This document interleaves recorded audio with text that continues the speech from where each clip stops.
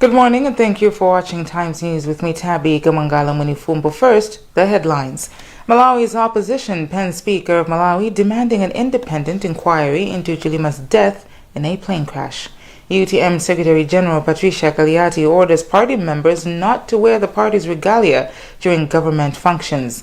And in other news, Consumers Association of Malawi is pushing for an upward adjustment of fuel prices in the country. Now, the news in detail. Top story this morning, Leader of Opposition George Chabonda has written the office of the Speaker of Parliament demanding a commission of inquiry into the death of former Vice President Saulos Chilima. Chilima, who was also UTM President, died in a plane crash in Chikangawa Forest in Karabe on June 10th this year. Chabonda explains. The President, Dr.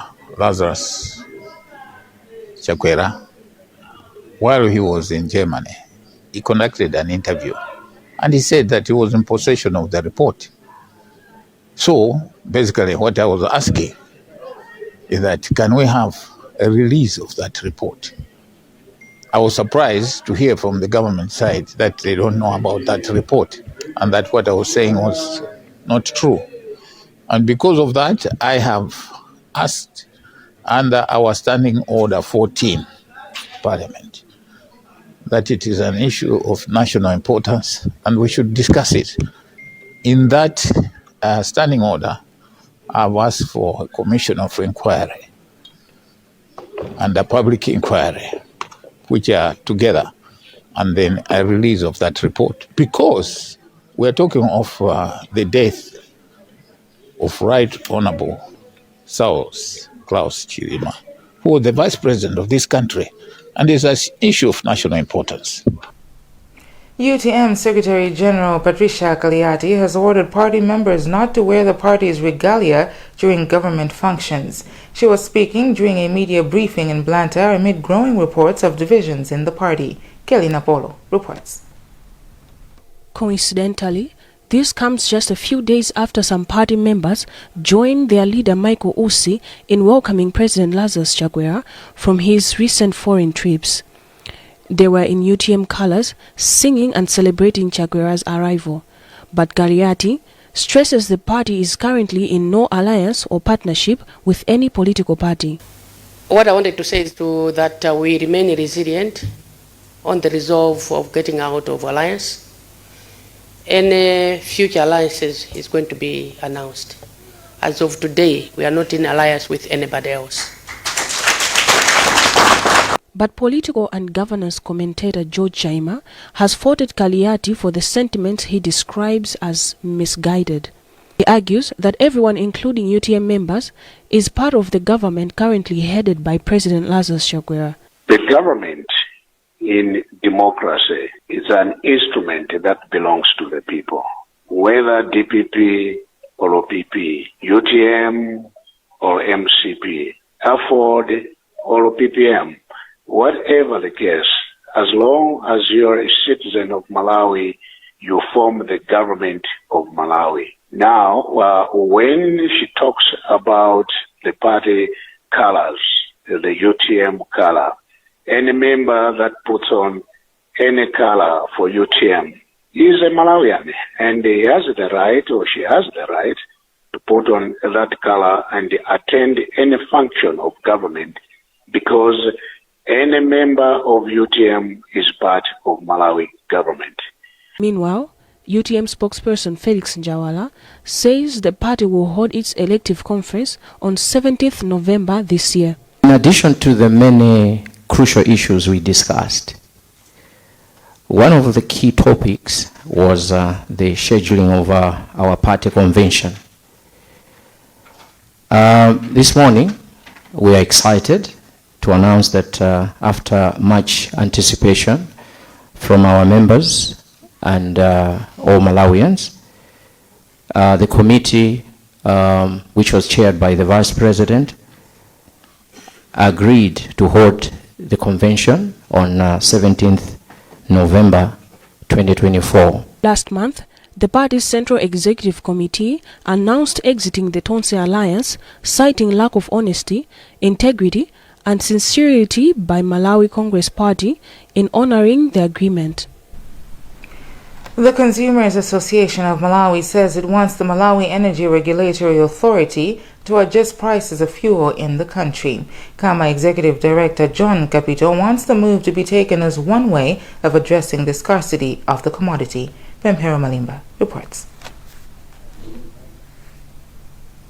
Capito said KAMA believes the effects of regulated higher prices are better than fuel scarcities in the country.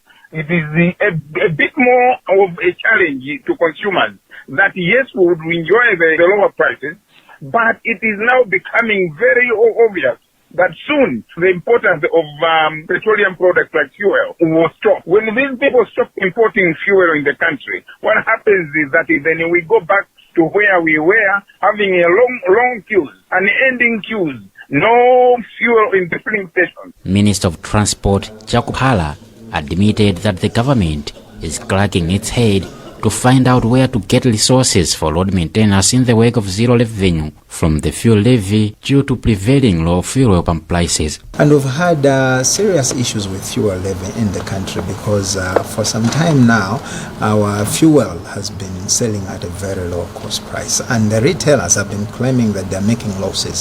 So because of that, they've been withholding the levies and they haven't been paying the levies. I'll give you an example. This year, last year we thought was worse, but this year we haven't received a single penny from the fuel levy. These are the levies that go to MEREP, rural electrification projects, but also maintenance of the roads, including even the major roads, patching of potholes. And you've seen there was a time that we couldn't even patch most of the potholes.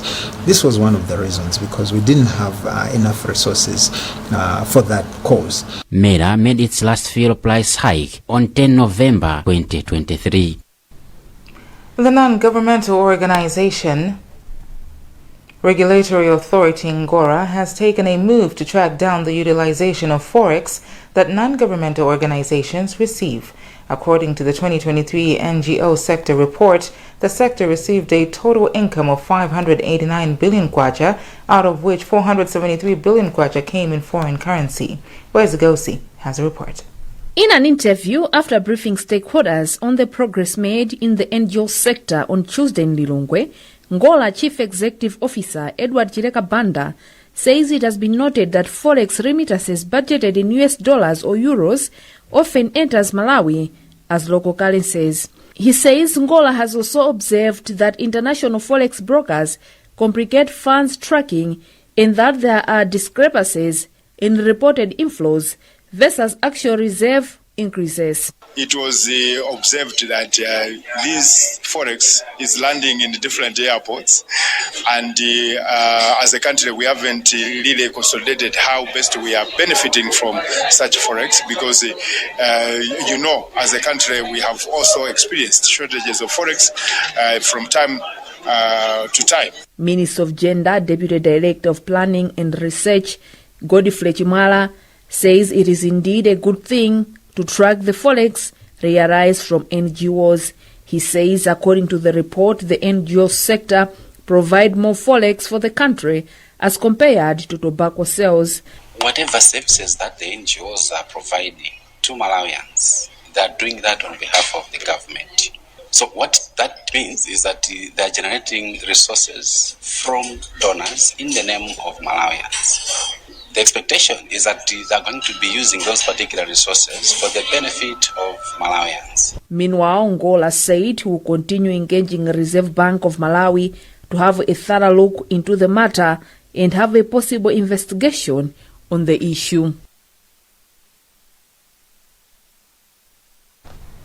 President Lazarus Chakwera has launched the Global Fund Grant Cycle 7, GC7, worth approximately 893 billion kwacha, marking a new chapter in Malawi's fight against HIV, tuberculosis, and malaria. The launch came after the Global Fund approved a grant of $525.1 million to the government of Malawi, with $419 million allocated towards TB and HIV, while $84 million will go towards fighting malaria. Kathy Maulidi reports. President Chakwera expressed his gratitude to the Global Fund donors, saying the government and the people of Malawi remain grateful to all Global Fund donors whose commitment to making the lives of Malawians healthier is unmatched.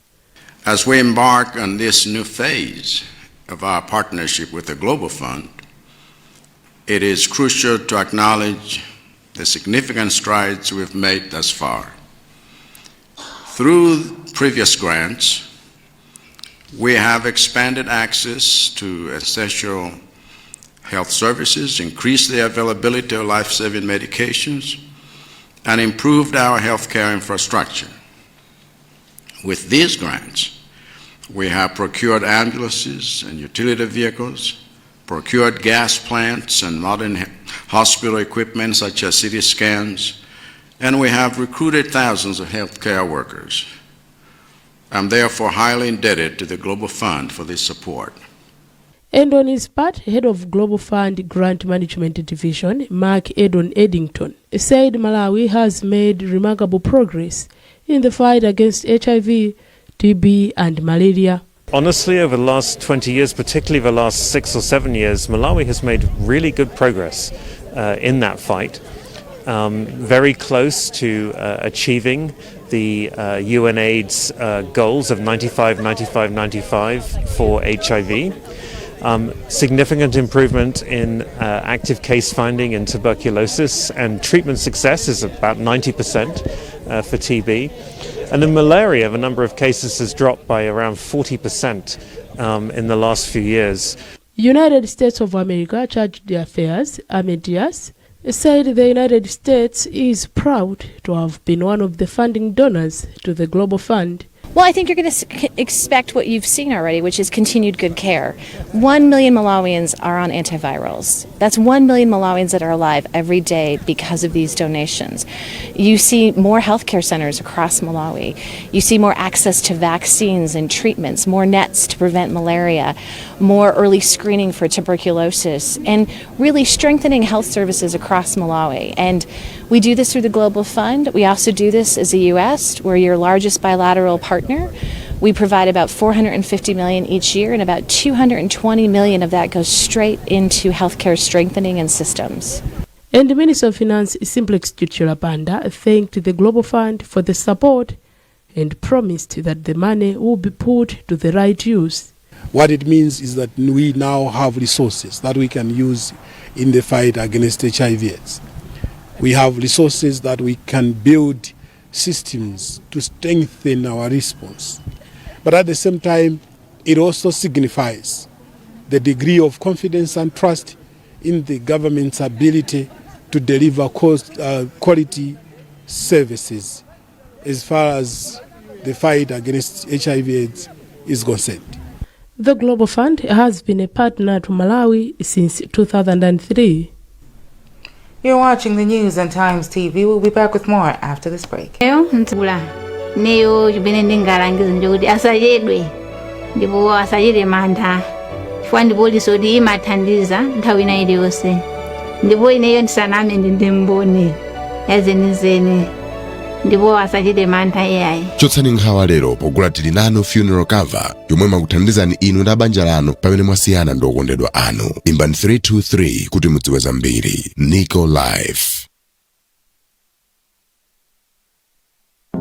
You have all your MASM information in one place.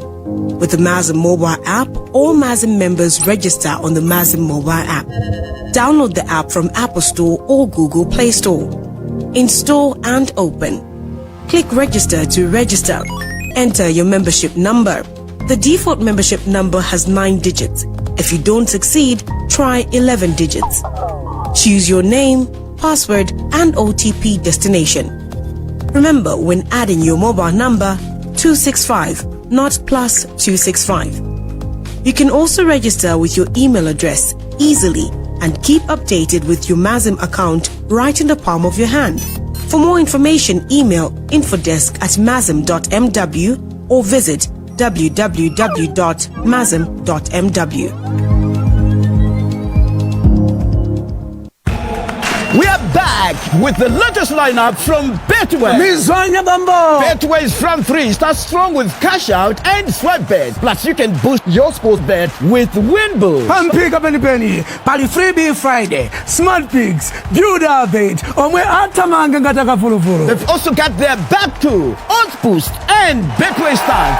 You always get way more with Betway.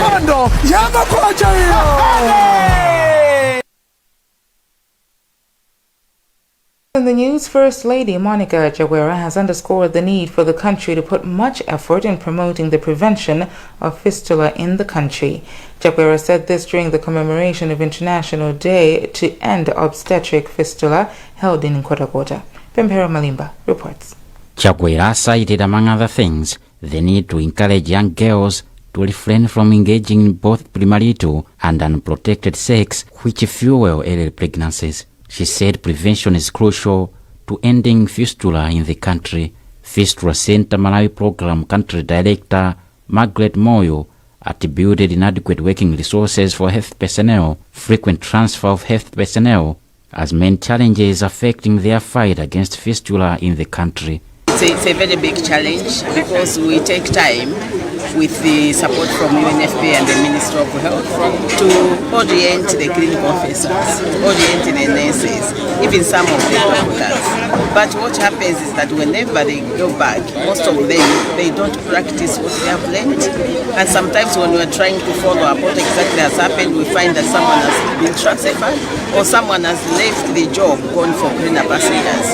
So that's a big challenge because when it comes to educating someone, it really takes the time and it takes the effort. Deputy Minister of Health Halima Daudi said the ministry will continue implementing various initiatives to help the fight against fistula, including provision of capacity building to health personnel on fistula. No, but we've trained a lot of health workers, we've trained a lot of doctors to deal with this fistula.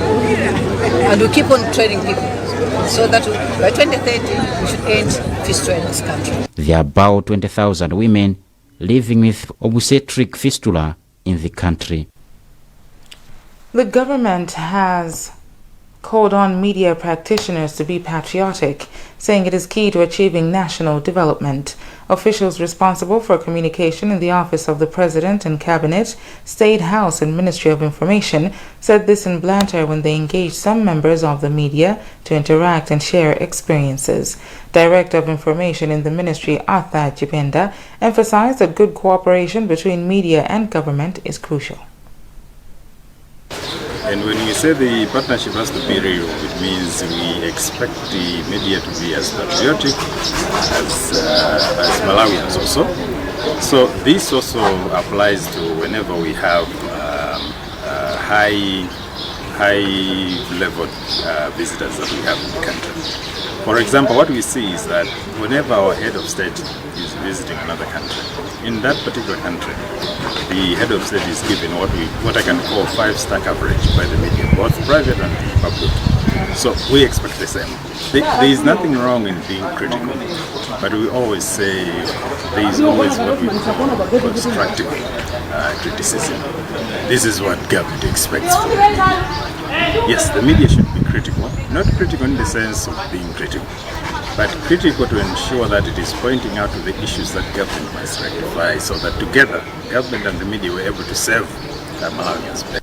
A producer with the Malawi Broadcasting Corporation, Warstone Sangala, commended the officials for the engagement. Media is the fourth arm of government. This engagement by OPC and the media is very important to us and very crucial because, as you know, information is power and we need to be disseminating the right information to the public. So for a long time we haven't had an engagement like this with OPC. I believe this is an eye-opener. We'll be moving forward in the same direction and would like to assure the nation that we'll try as much as possible to completely cut down misinformation and stick on facts and figures, which is the defense of our profession. So we are very happy and we encourage our partner to continue doing this. Sometimes even The National Water Resources Authority says it will be strict on individuals, councils, and businesses that spill effluent into water bodies without permission. Its Chief Executive Officer, Dwight Kambugu, said this in Blantyre during an engagement with editors and media managers that are based in the southern region. Richard Jirombo has the details. Kambugu said they want all water-related issues to be linked to sustainable use. We are here to make sure that all the activities that are happening are feeding into sustainable resource management, sustainable water resource management. That's why we are saying we want to bring sanity, and the sanity is within the water sector. On his part, General Secretary for National Editors Forum, Gresham Tukula, asked media practitioners to be writing more on water issues. Water issues are very important because, as we all know, water is life. Most everything that we do in life depends on water, and good water for that matter. Therefore, we cannot talk about sustainable lives without talking about water. I think it's important for media houses to plan strategically on how they can disseminate the information that they have gathered here to ensure that we protect our water resources. The National Water Resources Authority was established under an Act of Parliament of 2013. Well, that's the news for now, but before we go, the headlines again. Malawi's opposition pens Speaker of Malawi demanding an independent inquiry into Chilima's death in a plane crash. UTM Secretary General Patricia Kaliati orders party members not to wear the party's regalia during government functions. And in other news, Consumers Association of Malawi is pushing for an upward adjustment of fuel prices in the country.